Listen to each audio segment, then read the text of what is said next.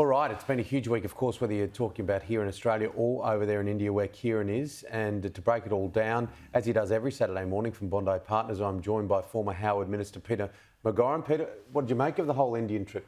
Well, I think Kieran has summed it up perfectly. The only thing to bear in mind is that Australia's been investing in this relationship for a long time, starting with Bob Hawke. I can remember attending a reception for the then Prime Minister of India, Rajiv Gandhi, in 1986. That's how I served in Old Parliament House, Tim. That's how far back. You were only 13 at the time. Well, I was a very young member of Parliament, and that was the beginning of the modern relationship. And when Prime Minister Gandhi was assassinated in 1991, Bob was personally distraught. And that has continued on all the way through. You do need patience, take a long-term view, even if it's 40 years plus, as Kieran outlined, because India is a heavily industrialised nation, but is one of the poorest as well. It's the largest democracy in the world. It's non-aligned. It will play the West against Russia and China. But trade and security are the overriding interests. Extraordinary, isn't it? A lot of our ties are built on our relationship through sport. Of course, cricket over 75 years. I've been to Ahmedabad many, many times where they played they're playing the fourth Test match, and there was Anthony Albanese arm in arm with the standing skipper Steve Smith. But the ceremonial element to it, with the billboards and the sight screens, with I haven't seen that. Modi has taken showmanship to a new level, and I don't mind a bit of Bollywood, to be honest. There, isn't it? It's there, but he is the master showman. He's dominant. He's a ruthless leader. He's a Hindu nationalist. Unfortunately, the trade agreement with Australia is signed, but is not yet substantive on some sectors.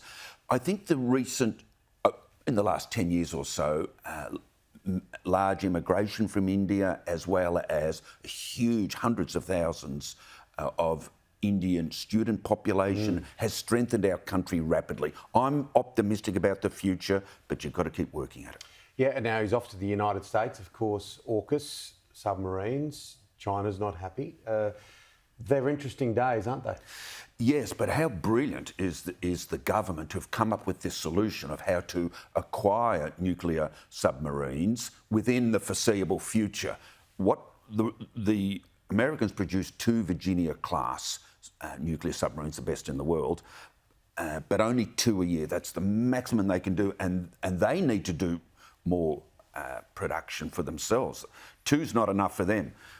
So how can they invest in a brand new joint venture with Australia that's got no skill or experience in producing nuclear-powered submarines, I hasten to add, not nuclear-armed? Well, the genius within of the decision of the Australian government is that we will now fund the Americans for a third production line. Now, it's going to take a while to get the personnel and to build it, but it's going to be decades quicker than if we have a new submarine from scratch, which is going to happen with the Brits. So you'll get the Americans producing a third submarine in their lines in the next few years, so that we will get nuclear-powered submarines, possibly within 10, 15 years instead of the 20 or 30 it was looking like, and the British and the Australians will begin to develop a new one to be built in Adelaide. Yeah, it's interesting. Now, we saw the story about Australia being unready for war with China during the week, and it's been met with some criticism. And it flies in the face of recent upbeat diplomacy between the countries. What did you make of it all? We're a democracy, Tim. Look, I thought it was overblown. But China is our number one security threat. They've treated us very badly in the past. They haven't respected our democracy. And our number one trading partner all at once. Yes, our number one trading partner. Look, we wouldn't be in the relative good help despite the mortgage pressures and the cost of living disaster that people are enduring at the moment. When you say, Tim, that China is our number one trading partner, China is the number one trading partner for 33 countries throughout the world. So we have a vested interest in their prosperity.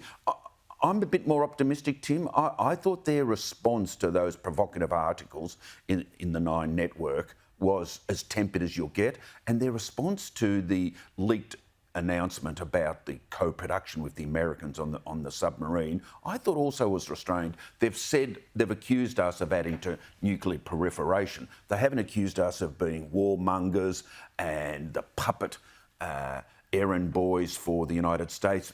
They have been relatively muted in their criticism, because remember, these nuclear submarines are a vital threat to their plans to dominate Southeast Asia, because we can choke off the South China Seas with these nuclear submarines. The Chinese know if we acquire nuclear-powered submarines in conjunction with the American fleet, we can contain them to a far greater extent than they would want. Yet another interest rate rise. The RBA says this will be the last, but then we hear the United States worrying about inflation. Where do we end here? It's going to be tough for a good while yet, Tim. We will be very fortunate if this is the last interest rate rise, because as we've discussed before, it's one thing to stop inflation rising above the 7.8% it was in the December quarter. It's another thing to bring it down to 2 to 3%, which the Reserve Bank has as its target. Yeah, and people trying to get money. It's so layered, the whole issue, because people trying to get money, young people, young married couples trying to get money. It's harder to get money if interest rate rises go up. So there's issues for a lot of people, and we talk about the cliff in June. Now, something on the top of that, energy prices. Now, we saw the boss of Origin, Frank Calabria, come out this week and say that they'll be up 20% come winter. Well, the political class has failed Australia.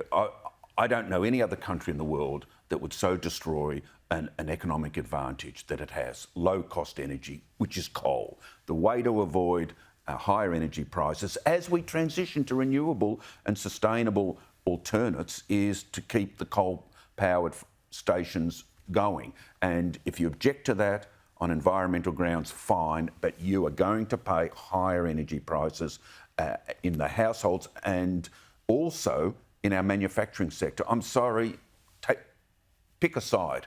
You can't have it both ways. 20%, that's just extraordinary. Now, on a brighter note, the Autumn Racing Carnival gets underway in my hood, the western suburbs of Sydney. I always say you're either from the western suburbs of Sydney or you wish you were. Rosehill Gardens today. Yep, the Coolmore Stakes, which is the time-honoured race for females, Group 1, stellar cast. Absolutely. We've got Blanc de Blanc in one of the other races trying to make it into the slipper, and it'll be a huge day at Rosehill. I know that you will be there in all your glory. Good to see you. Thanks, Tim.